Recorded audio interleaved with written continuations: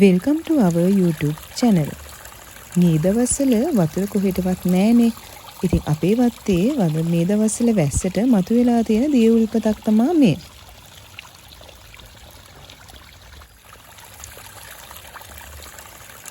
මේ බලන්න පොළොව යටින් වතුර උඩට මතුවෙන විදිහ.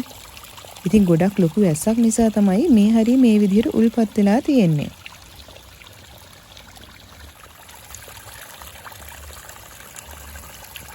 මේ වතුර එන්නේ උඩ කන්දෙන්. ඊටම පිරිසිදු විදිහට තමයි මේ වතුර ගලාගෙන යන්නේ.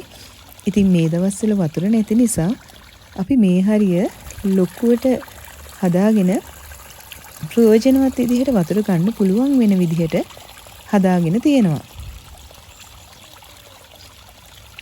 ස්වභාව දහමත් එක්ක අපි ඉන්නකොට ස්වභාව දහම අපිට පිහිට වෙනවා. ස්වභාව දහමට එරෙහි වෙලා ගියපුවාම ස්වභාව දහම අපිට කොයි වෙලේක හරි කරදර කරනවා. ඉතින් එදිනදා ජීවිතේ අපි වැඩ කටයුතු කරනකොට කාටවත් වචනකින්වත් කරදරයක් නොකර සතෙකුටවත් හිංසාවක් නොකර ධර්මානුකූලව ජීවිතය ගෙවනවා නම් ස්වභාව දහම අපිට පිහිට වෙනවා නොඅනුමානයි.